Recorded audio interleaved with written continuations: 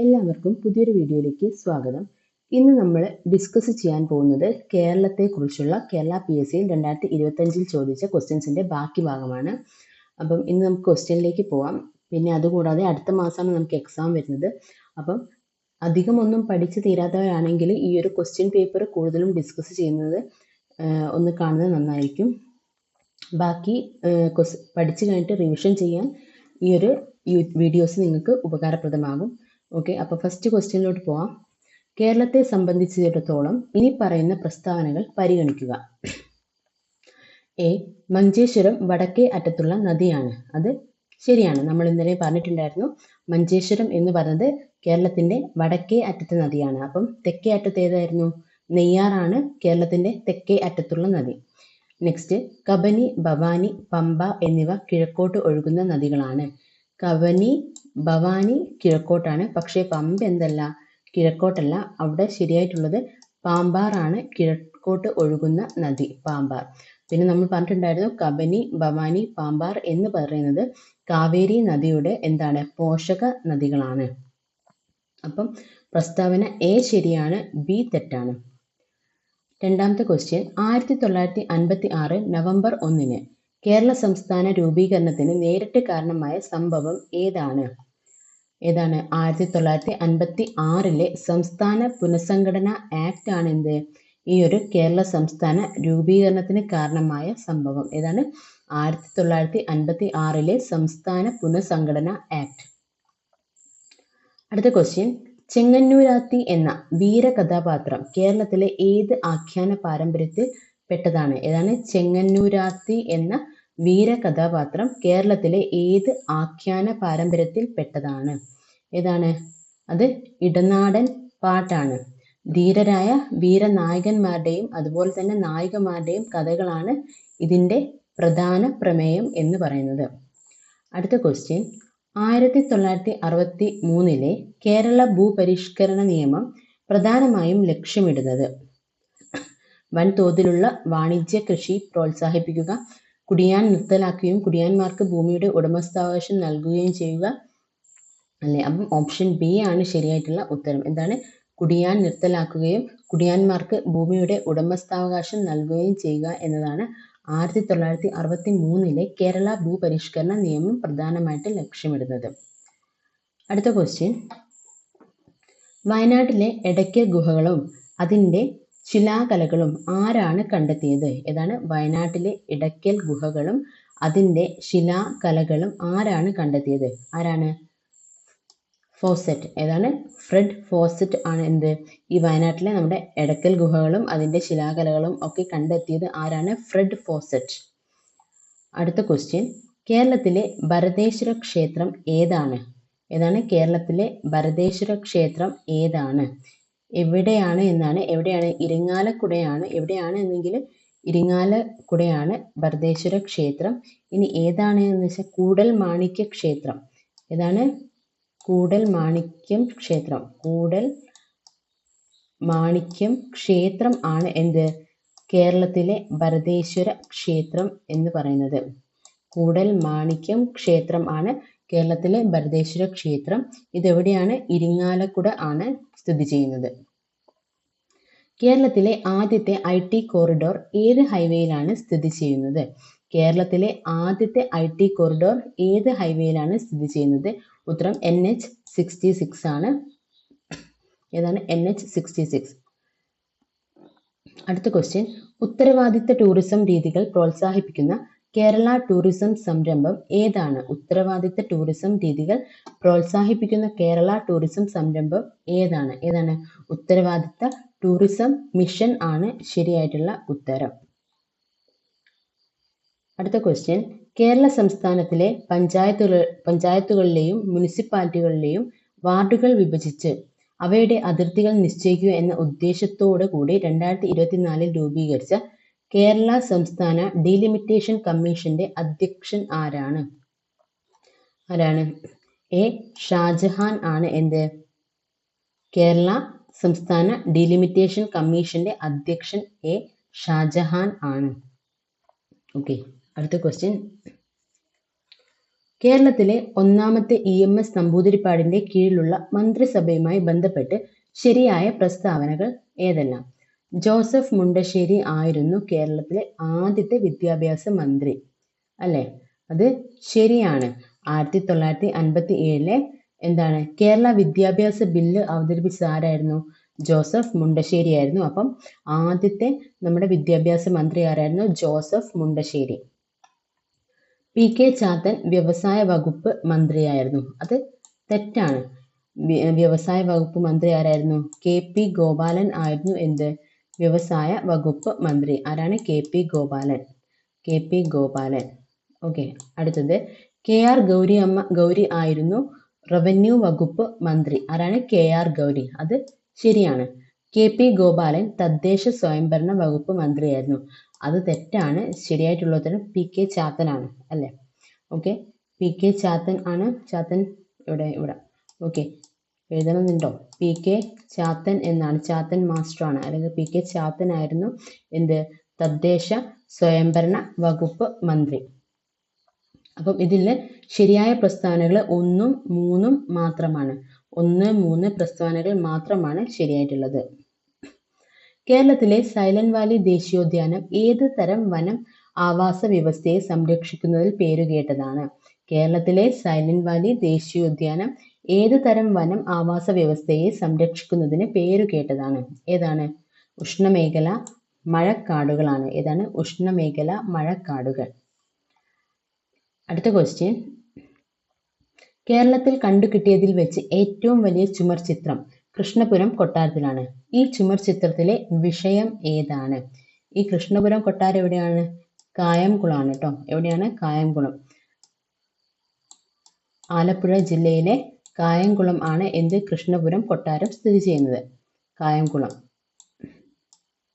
അപ്പം ഇവിടുത്തെ ചുമർ ചിത്രത്തിലെ വിഷയം എന്ന് പറയുന്നത് എന്താണ്? ഗജേന്ദ്ര മോക്ഷം ആണ് ഈ ചുമർ ചിത്രത്തിലെ വിഷയം. അടുത്ത ക്വസ്റ്റ്യൻ, കേരള കലാമണ്ഡലത്തിന്റെ സ്ഥാപനത്തിന് മുൻകൈയെടുത്ത മലയാള കവി ആരാണ്? കേരള കലാമണ്ഡലത്തിന്റെ സ്ഥാപനത്തിന് മുൻകൈയെടുത്ത മലയാള കവി ആരാണ്? വള്ളത്തോൾ നാരായണ മേനോനാണ് കേരള കലാമണ്ഡലത്തിന്റെ സ്ഥാപനത്തിന് മുൻകൈ എടുത്തത്. കേരളത്തിൽ അവതരിക്കപ്പെട്ട ആദ്യത്തെ ചവിട്ടുനാടകം അറിയപ്പെടുന്ന ചവിട്ടുനാടകം ഏതാണ്? കേരളത്തിൽ അവതരിക്കപ്പെട്ട ആദ്യത്തെ ചവിട്ടുനാടകം എന്നറിയപ്പെടുന്ന ചവിട്ടുനാടകം ഏതാണ്?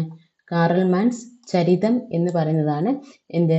കേരളത്തിൽ അവതരിക്കപ്പെട്ട ആദ്യത്തെ ചവിട്ടുനാടകം എന്നറിയപ്പെടുന്ന ചവിട്ടുനാടകം ഏതാണ്? കാറൽമാൻസ് ചരിതം. കാറൽമാൻസ് ചരിതം. കേരളത്തിൽ ഏറ്റവും വിസ്തൃതമായ ബയോസ്ഫിയർ റിസർവ് ഏതാണ്? കേരളത്തിലെ ഏറ്റവും വിസ്തൃതമായ ബയോസ്ഫിയർ റിസർവ് ഏതാണ്? അഗസ്ത്യമലയാണ് ശരിയായിട്ടുള്ള ഉത്തരം. അഗസ്ത്യമല. കേരളത്തിലെ ഏറ്റവും വിസ്തൃതമായ ബയോസ്ഫിയർ റിസർവ് ആണ് അഗസ്ത്യമല. അടുത്ത ക്വസ്റ്റ്യൻ, മലബാറിലെ ആദ്യത്തെ ഡീസൽ വൈദ്യുതി നിലയം ഏത്? മലബാറിലെ ആദ്യത്തെ ഡീസൽ വൈദ്യുതി നിലയം ഏതാണ്? നല്ലളം ആണ് ശരിയായിട്ടുള്ള ഉത്തരം. അത് എവിടെയാണ്? കോഴിക്കോട്. നല്ലളം എന്ന് പറയുന്നത് കോഴിക്കോടാണ്. എവിടെയാണ്? കോഴിക്കോടാണ് മലബാറിലെ ആദ്യത്തെ ഡീസൽ വൈദ്യുതി നിലയം. ഏതാണ്? കോഴിക്കോടാണ് നല്ലളം. ഏത് വർഷമാണ്? 1999 ഇത് നിലവിൽ വന്നിട്ടുള്ളത്. ഓക്കെ, ഈ നല്ലളം എന്ന് പറയുന്നത് കേരളത്തിലെ രണ്ടാമത്തെ ഡീസൽ വൈദ്യുതി നിലയം ആണ്. അങ്ങനെയാണെങ്കിൽ ആദ്യത്തേത് ഏതാണ്? ഫസ്റ്റ് ഏതാണ്? ഫസ്റ്റ് ബ്രഹ്മപുരമാണ് ഒന്നാമത്തെ ആദ്യത്തെ ഡീസൽ വൈദ്യുതി നിലയം എന്ന് പറയുന്നത് ബ്രഹ്മപുരം. എവിടെയാണ്? എറണാകുളം ആണ്. എവിടെയാണ്? എറണാകുളം. ഓക്കെ, എറണാകുളത്തുള്ള ബ്രഹ്മപുരം ആണ് കേരളത്തിലെ ആദ്യത്തെ ഡീസൽ വൈദ്യുത നിലയം. അത് നിലവിൽ വന്നത് 1997 ആണ്. ഏത് വർഷമാണ്? 1997 ആണ്. അപ്പം ഇതിൽ നമ്മൾ പഠിച്ചത് ആദ്യത്തെ ഡീസൽ വൈദ്യുതി നിലയം എന്ന് പറയുന്നത് ഇത് മലബാറിലാണ് ചോദിച്ചിട്ടുള്ളത്. മലബാറിലെ ആണെങ്കിൽ നല്ലളമാണ് കോഴിക്കോടുള്ളത്. 1999 അത് നിലവിൽ വന്നത്. അത് കേരളം മുഴുവൻ എടുത്ത് നോക്കുകയാണെങ്കിൽ രണ്ടാമത്തെ ഡീസൽ വൈദ്യുതി നിലയമാണ്. ആദ്യത്തെ എവിടെയാണ്? എറണാകുളത്തുള്ള ബ്രഹ്മപുരം ആണ് ആദ്യത്തെ ഡീസൽ വൈദ്യുതി നിലയം. 1997 നിലവിൽ വന്നത്. അടുത്ത ക്വസ്റ്റ്യൻ, നെല്ലിക്കാംപെട്ടി ഗെയിം സാങ്ച്വറി എന്ന് ആദ്യകാലങ്ങളിൽ അറിയപ്പെട്ടിരുന്ന വന്യജീവി സങ്കേതം ഏത്? നെല്ലിക്കാംപെട്ടി ഗെയിം സാങ്ച്വറി എന്ന് അറിയപ്പെട്ടിരുന്ന വന്യജീവി സങ്കേതം ഏതാണ്? പെരിയാർ ടൈഗർ റിസർവ് ആണ് നെല്ലിക്കാംപെട്ടി ഗെയിം സാങ്ച്വറി എന്ന് അറിയപ്പെട്ടിരുന്നത്. ഓക്കെ, ഇത് ആരാണ് രൂപീകരിച്ചത്? നെല്ലിക്കാംപെട്ടി ഗെയിം സാങ്ച്വറി രൂപീകരിച്ച ആരാണ്? ശ്രീ ചിത്തിര തിരുനാൾ ബാലരാമ വർമ്മ. ആരാണ്?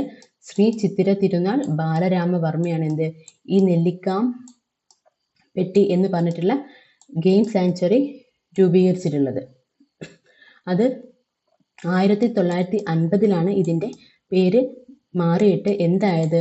പെരിയാർ വന്യജീവി സങ്കേതം എന്നായത് 1950 അതുവരെ എന്താണ് അറിയപ്പെട്ടിരുന്നത്? നെല്ലിക്കാംപെട്ടി ഗെയിം സാങ്ച്വറി എന്നാണ് അറിയപ്പെട്ടിരുന്നത്. ശ്രീ ചിത്തിര തിരുനാൾ ബാലരാമ വർമ്മയാണ് ഇതെന്ത് ചെയ്തത്? രൂപീകരിച്ചിട്ടുള്ളത്. അടുത്ത ക്വസ്റ്റ്യൻ, കേരളത്തിലെ ഏറ്റവും വലിയ മത്സ്യബന്ധന തുറമുഖവും ഇൻഡോ നോർവീജിയൻ പ്രൊജക്ട് എന്ന് അറിയപ്പെടുന്നതുമായിട്ടുള്ള തുറമുഖം ഏതാണ്? കേരളത്തിലെ ഏറ്റവും വലിയ മത്സ്യബന്ധന തുറമുഖവും ഇൻഡോ നോർവീജിയൻ പ്രൊജക്ട് എന്ന് അറിയപ്പെടുന്നതുമായിട്ടുള്ള തുറമുഖം ഏതാണ്? നീണ്ടകരയാണ് ശരിയായിട്ടുള്ള ഉത്തരം. ഏതാണ്? നീണ്ടകര. നീണ്ടകര എവിടെയാണ്? കൊല്ലത്താണ് നീണ്ടകര. അതുകൂടാതെ നമ്മൾ പറഞ്ഞു ഇൻഡോ നോർവീജിയൻ പ്രൊജക്ട് എന്ന് പറയുന്നത് മത്സ്യബന്ധന മേഖലയുടെ ആധുനികവൽക്കരണം ലക്ഷ്യമിട്ടിട്ട് 1953 ഐക്യരാഷ്ട്രസഭ ഇന്ത്യ, നോർവേ എന്നീ രാജ്യങ്ങളുടെ സംയുക്ത കരാറിലൂടെ ആരംഭിച്ച പ്രൊജക്റ്റാണ് ഇത് ഇൻഡോ നോർവീജിയൻ പ്രൊജക്ട്. കൂടാതെ ഈ നീണ്ടകര എവിടെയാണ് സ്ഥിതി ചെയ്യുന്നത് എന്ന് പറഞ്ഞു? കൊല്ലത്താണ്. കൊല്ലത്ത് നമ്മുടെ അഷ്ടമുടി കായൽ. ഏതാണ്? അഷ്ടമുടി കായലും അതുപോലെ തന്നെ അറബിക്കടലും തമ്മിൽ സംഗമിക്കുന്ന അഴിമുഖത്താണ്. അഷ്ടമുടി കായലും അതുപോലെ തന്നെ അറബിക്കടലും ഇവ രണ്ടും സംഗമിക്കുന്ന അഴിമുഖത്താണ് നീണ്ടകര. ഓക്കെ, നീണ്ടകര സ്ഥിതി ചെയ്യുന്നത്. അടുത്ത ക്വസ്റ്റ്യൻ, കേരളത്തിൽ വനമേഖലയുമായി ബന്ധപ്പെട്ട് നൽകിയിരിക്കുന്ന പ്രസ്താവനകളിൽ ശരിയായവ തിരിച്ചറിയുക. കേരളത്തിന്റെ വനമേഖലയുമായി ബന്ധപ്പെട്ട് നൽകിയിരിക്കുന്ന പ്രസ്താവനകളിൽ ശരിയായവ തിരിച്ചറിയുക. കേരളത്തിൽ വനഭൂമി ഏറ്റവും കുറവുള്ള ജില്ല എറണാകുളമാണ്.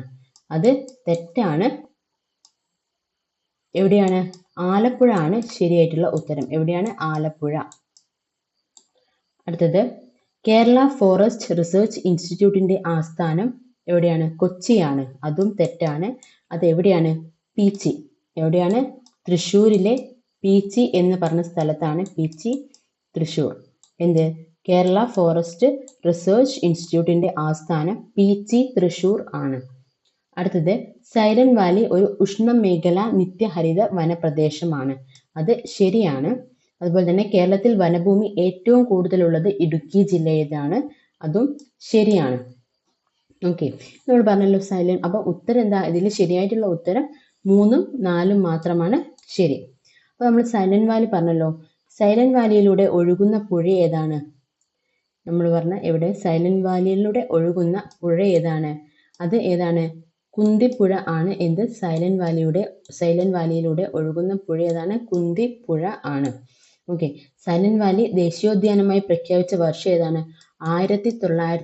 1984 സൈലന്റ് വാലി ഒരു ദേശീയോദ്യാനമായിട്ട് പ്രഖ്യാപിച്ചത്. ഏതാണ് വർഷം? 1984 സൈലന്റ് വാലി ദേശീയോദ്യാനമായി പ്രഖ്യാപിച്ചത്. ഇതിന്റെ ഉദ്ഘാടനം നടത്തിയത് ആരാണ്? രാജീവ് ഗാന്ധിയാണ് ഉദ്ഘാടനം നടത്തിയത്. ഏത് വർഷം? 1985 സെപ്റ്റംബർ 7 ഇതിന്റെ സൈലന്റ് വാലിയുടെ ഉദ്ഘാടനം നടത്തിയത്. ആരാണ് നടത്തിയത്? രാജീവ് ഗാന്ധി. ആരാണ്? രാജീവ് ഗാന്ധിയാണ് ഇതിന്റെ ഉദ്ഘാടനം നടത്തിയിട്ടുള്ളത്. ഇനി നമ്മൾ പറഞ്ഞു ഏറ്റവും കൂടുതൽ വനഭൂമി ഉള്ളത് ഇടുക്കി ജില്ലയിലാണ്. പക്ഷെ നമ്മൾ പെർസെൻറ്റേജ് വൈസ് നോക്കുകയാണെങ്കിൽ വനഭൂമി ഏറ്റവും കൂടുതലുള്ളത് വയനാട്ടിലാണ്. എവിടെയാണ്? വയനാട്ടിലാണ്. പെർസെൻറ്റേജ് വൈസ് നോക്കുകയാണെങ്കിൽ ഏറ്റവും കൂടുതൽ വനഭൂമി ഉള്ളത് വയനാട്ടിലാണ് കേട്ടോ. ഏറ്റവും കൂടുതൽ വനപ്രദേശമുള്ള താലൂക്ക് ഏതാണ്? ഏറനാടാണ്. ഏതാണ്? മലപ്പുറത്തെ ഏറനാടാണ് ഏറ്റവും കൂടുതൽ വനഭൂമിയുള്ള താലൂക്ക്. വനപ്രദേശമുള്ള താലൂക്ക് ഏതാണ്? ഏറനാടാണ്. മലപ്പുറത്തുള്ള ഏറനാട് ആണ്. അടുത്ത ക്വസ്റ്റ്യൻ, ചേരുംപടി ചേർക്കുക. കരുമാടിക്കുട്ടൻ സ്മാരകം എവിടെയാണ്? അത് ആലപ്പുഴ ജില്ലയിലാണ് എന്ത് കരുമാടിക്കുട്ടൻ സ്മാരകം. ഇനി ചന്ദ്രഗിരി കോട്ട എവിടെയാണ്? ചന്ദ്രഗിരി കോട്ട കാസർഗോഡാണ്. പുനലൂർ തൂക്കുപാലം എവിടെയാണ്? കൊല്ലത്താണ്. വാഗൺ ട്രാജഡി സ്മാരകം എവിടെയാണ്? മലപ്പുറം ആണ്. അപ്പം ശരിയായിട്ടുള്ള ഉത്തരം 1, 3 വരുന്നത് ഇത് മാത്രമേ ഉള്ളൂ അല്ലേ? അപ്പം സി ആണ് ശരിയായിട്ടുള്ള ഉത്തരം. അടുത്ത ക്വസ്റ്റ്യൻ, കോഴിക്കോടിനെ കുറിച്ച് പരാമർശിക്കുന്ന സംസ്കൃത സന്ദേശ കാവ്യം ഏതാണ്? കോഴിക്കോടിനെ കുറിച്ച് പരാമർശിക്കുന്ന സംസ്കൃത സന്ദേശ കാവ്യം ഏതാണ്? കോകില സന്ദേശം ആണ് ശരിയായിട്ടുള്ള ഉത്തരം. അത് രചിച്ചത് ആരാണ്? ഉദ്ദണ്ഡ ശാസ്ത്രികൾ. ആരാണ്? ഉദ്ദണ്ഡ ശാസ്ത്രികൾ. ഉദ്ദണ്ഡ ശാസ്ത്രികൾ ആണ് ഈ കോകില സന്ദേശം രചിച്ചിട്ടുള്ളത്. ആരാണ്? ഉദ്ദണ്ഡ ശാസ്ത്രികൾ. ഇനി ഇതിലുള്ള ഉണ്ണുനീലി കാവ്യം എന്ന് പറഞ്ഞത്, ഉണ്ണുനീലി സന്ദേശം എന്ന് പറഞ്ഞത് മലയാളത്തിലെ ആദ്യത്തെ സന്ദേശ കാവ്യമാണ് കേട്ടോ. മലയാളത്തിലെ ആദ്യത്തെ സന്ദേശ കാവ്യമാണ് ഇത്, ഉണ്ണുനീലി സന്ദേശം. അടുത്ത ക്വസ്റ്റ്യൻ, സംസ്ഥാനത്തെ ആദ്യ അഡ്വഞ്ചർ ടൂറിസം അക്കാദമിയും പാർക്കും നിലവിൽ വരുന്നത് എവിടെയാണ്? ശാസ്താംപാറ. ഏതാണ്? തിരുവനന്തപുരം. ട്രിവാൻഡ്രം ആണ് എന്ത് വരുന്നത്? സംസ്ഥാനത്തെ ആദ്യ അഡ്വഞ്ചർ ടൂറിസം അക്കാദമിയും പാർക്കും നിലവിൽ വരുന്നത്. അടുത്ത ക്വസ്റ്റ്യൻ, കേന്ദ്ര കിഴങ്ങുവിള ഗവേഷണ കേന്ദ്രം സ്ഥിതി ചെയ്യുന്ന ജില്ല ഏതാണ്? കേന്ദ്ര കിഴങ്ങുവിള ഗവേഷണ കേന്ദ്രം സ്ഥിതി ചെയ്യുന്ന ജില്ല ഏതാണ്? ശരിയായിട്ടുള്ള ഉത്തരം തിരുവനന്തപുരം ആണ്. തിരുവനന്തപുരം എവിടെയാണ്? ശ്രീകാര്യം എന്ന സ്ഥലത്താണ്. ഏതാണ്? തിരുവനന്തപുരം ശ്രീകാര്യം ആണ് എന്ത് കേന്ദ്ര കിഴങ്ങുവിള ഗവേഷണ കേന്ദ്രം സ്ഥിതി ചെയ്യുന്നത്. കേരളത്തിൽ നെൽകൃഷി ചെയ്യുന്ന സ്ഥലത്തിന്റെ വിസ്തൃതിയുടെ അടിസ്ഥാനത്തിൽ ശരിയായ ആരോഹണക്രമം താഴെ പറയുന്നതിൽ നിന്ന് തിരിച്ചറിയുക. എന്തിനാണ്? കേരളത്തിൽ നെൽകൃഷി ചെയ്യുന്ന സ്ഥലത്തിന്റെ വിസ്തൃതിയുടെ അടിസ്ഥാനത്തിൽ. ഏതാണ് ഉത്തരം? കോട്ടയം, തൃശ്ശൂർ, ആലപ്പുഴ, പാലക്കാട്. പാലക്കാടാണ് കേട്ടോ ഏറ്റവും കൂടുതൽ കൃഷി നടക്കുന്നത്. സ്ഥലത്തിന്റെ വിസ്തൃതിയുടെ അടിസ്ഥാനത്തിൽ പാലക്കാടാണ് ഏറ്റവും കൂടുതൽ. അപ്പം കോട്ടയം, തൃശ്ശൂർ, ആലപ്പുഴ, പാലക്കാട് എന്നിങ്ങനെയാണ് വരുന്നത്. അടുത്ത ക്വസ്റ്റ്യൻ, കേരളം, തമിഴ്നാട്, കർണാടക സംസ്ഥാനങ്ങളെ തമ്മിൽ ബന്ധിപ്പിക്കുന്ന ഒരു ജൈവമണ്ഡലം ഏതാണ്? കേരളം, തമിഴ്നാട്, കർണാടക സംസ്ഥാനങ്ങളെ തമ്മിൽ ബന്ധിപ്പിക്കുന്ന ജൈവമണ്ഡലം ഏതാണ്? നീലഗിരിയാണ് ശരിയായിട്ടുള്ള ഉത്തരം. നീലഗിരി ജൈവമണ്ഡലം. ഇത് ഇന്ത്യയിലെ ആദ്യത്തെ ബയോ റിസർവ് ആണ്. ഏത്? നീലഗിരി. ഏതാണ്? ഇന്ത്യയിലെ ആദ്യത്തെ ബയോ റിസർവ് ആണ് നീലഗിരി. കേരള ദുരന്ത നിവാരണ അതോറിറ്റി രൂപം കൊണ്ട വർഷം. കേരള ദുരന്ത നിവാരണ അതോറിറ്റി രൂപം കൊണ്ട വർഷം ഏതാണ്? 2007 മെയ് 4-നാണ് കേരള ദുരന്ത നിവാരണ അതോറിറ്റി രൂപം കൊണ്ടത്. ഏതാണ്? 2007 മെയ് 4-ന്. ഈ കേരള ദുരന്ത നിവാരണ അതോറിറ്റി നമ്മൾ കുറെ പ്രാവശ്യം ക്വസ്റ്റ്യൻ ഡിസ്കസ് ചെയ്തിട്ടുണ്ട്. അതിന്റെ ചെയർമാൻ ആരാണ്? മുഖ്യമന്ത്രിയാണ് ചെയർമാന്. അതുപോലെ തന്നെ വൈസ് ചെയർമാനായിട്ട് ആരാണ് വരുന്നത്?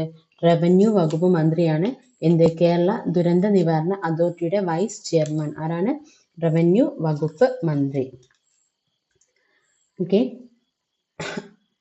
അടുത്ത ക്വസ്റ്റ്യൻ, കേരളത്തിൽ സർക്കാർ നടപ്പാക്കുന്ന വേതന തൊഴിൽ പദ്ധതി ഏതാണ്? കേരളത്തിൽ സർക്കാർ നടപ്പാക്കുന്ന വേതന തൊഴിൽ പദ്ധതി ജീവനം ആണ്. കേരളത്തിൽ പൊതുസ്ഥലങ്ങളിൽ മാലിന്യം വലിച്ചെറിയുന്ന കുറ്റങ്ങൾ റിപ്പോർട്ട് ചെയ്യുന്ന വ്യക്തിക്ക് നൽകുന്ന പാരിതോഷികം താഴെ പറയുന്നവയിൽ ഏതാണ്? കേരളത്തിലെ പൊതുസ്ഥലങ്ങളിൽ മാലിന്യം വലിച്ചെറിയുന്ന കുറ്റങ്ങൾ റിപ്പോർട്ട് ചെയ്യുന്ന വ്യക്തിക്ക് നൽകുന്ന പാരിതോഷികം താഴെ പറയുന്നവയിൽ ഏതാണ്? ഇതിൽ ശരിക്കും ആദ്യം ഉണ്ടായിരുന്നത് ഈടാക്കുന്ന പിഴയുടെ 25% അല്ലെങ്കിൽ പരമാവധി 2500 രൂപ എന്നായിരുന്നു. ഇപ്പൊ അത് വെറും ഈടാക്കുന്ന പിഴയുടെ 25% മാത്രം ആക്കിയിട്ടുണ്ട്. ഈ പരമാവധി തുക എന്ന് പറയുന്നത് ക്യാൻസൽ ചെയ്തിട്ടുണ്ട്. അപ്പം ഉത്തരം എന്താണ്? ഈടാക്കുന്ന പിഴയുടെ 25% എന്ത്? ഇപ്പം പൊതുസ്ഥലങ്ങളിൽ മാലിന്യം വലിച്ചെറിയുന്ന കുറ്റത്തിന് റിപ്പോർട്ട് ചെയ്യുന്ന വ്യക്തിക്ക് നൽകുന്ന പാരിതോഷികം. ഓക്കെ, അടുത്ത ക്വസ്റ്റ്യൻ,